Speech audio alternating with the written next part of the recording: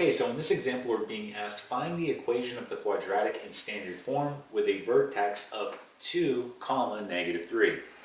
So first, let's write out the equation of a quadratic in standard form. And that's going to be the following. We have y equals ax squared plus bx plus c. So they want us to write the equation in this form, and it has to have the following vertex of 2, negative 3.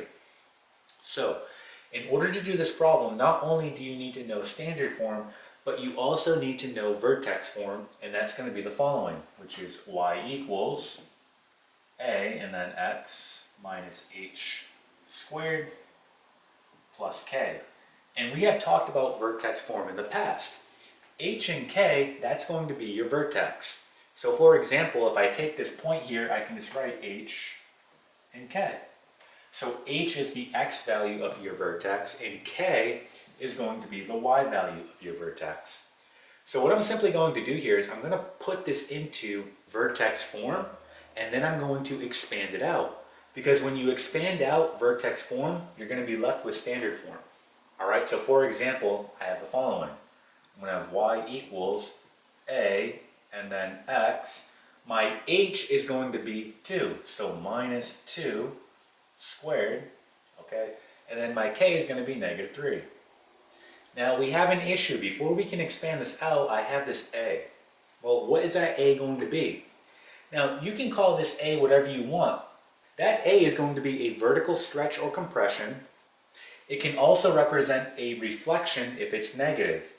Now it doesn't matter, because no matter what you make this a, your vertex will always stay the same. It has no effect on the vertex. So I can call this a whatever I want. However, if I call it 0, what happens? If I call a 0, well, I get y equals 0 times x minus 2 squared minus 3, and I'm essentially going to be left with y equals negative 3, because this just cancels out, right? I'm left with a horizontal line here, and that's not going to help me. That's not going to be the equation of the quadratic in standard form. So we don't want to pick 0, right? But what we could pick is 1, and 1 is really easy to work with, right? So I'm going to pick 1 for a.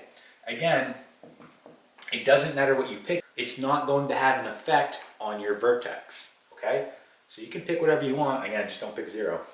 All right, so let's go ahead and let's pick 1 for a.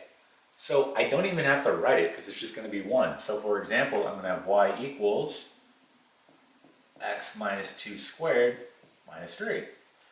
So what I have to do is expand this out. This is going to be FOIL. So for example, you're going to do x minus 2 times x minus 2.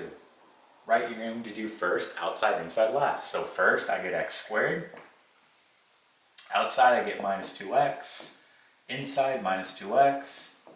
And then last plus 4.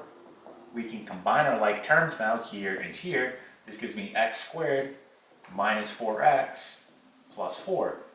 And we're essentially almost done. I just have this minus 3 on the end. Again, I have like terms here and here.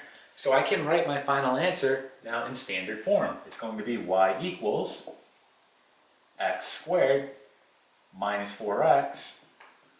And then again, just combining 4 and negative 3, I get positive 1. Here it is in standard form.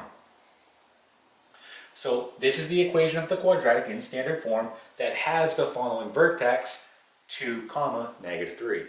Okay? And that is it.